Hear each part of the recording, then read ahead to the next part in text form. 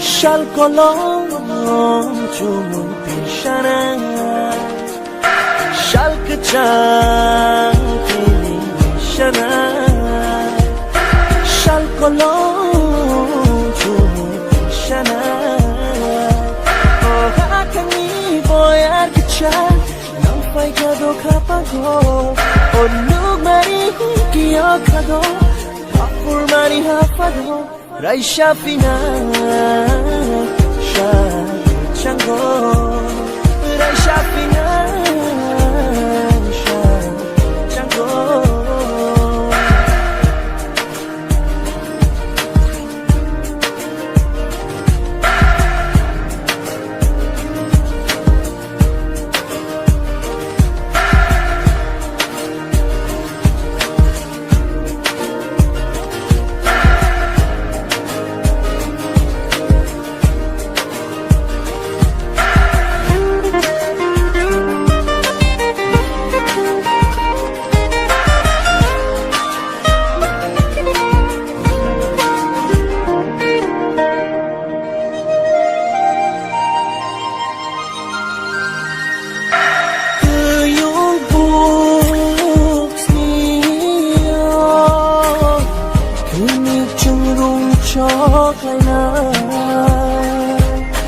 Chocolate ni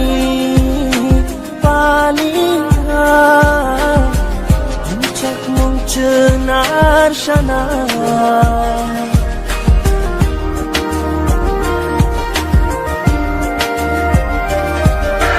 Kuyung puksiyo Kini cenderung chocolate Chocolate ni paliha Hancak mong cenar shana Oh hakani boyar kachay Nang fai kado kapago Oh nug mari kiyo kado Kapur mari hafado Raisha fina chango Raisha fina chango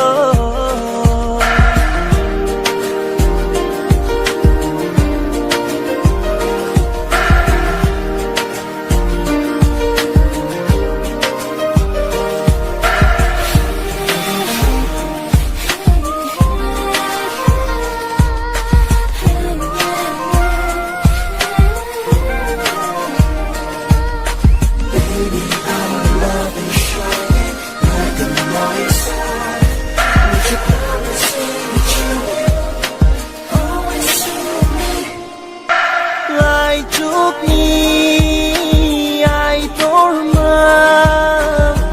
Shal panalam shogo Chashmai ni atu kirino Ayung bonashin togo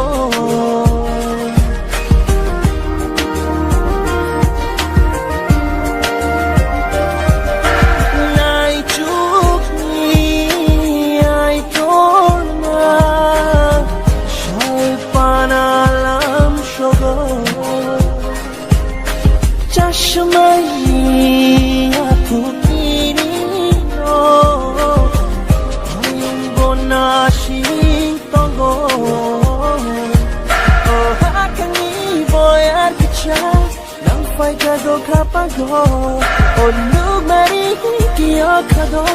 Kapur mari hafado Raisha fina chango Raisha fina chango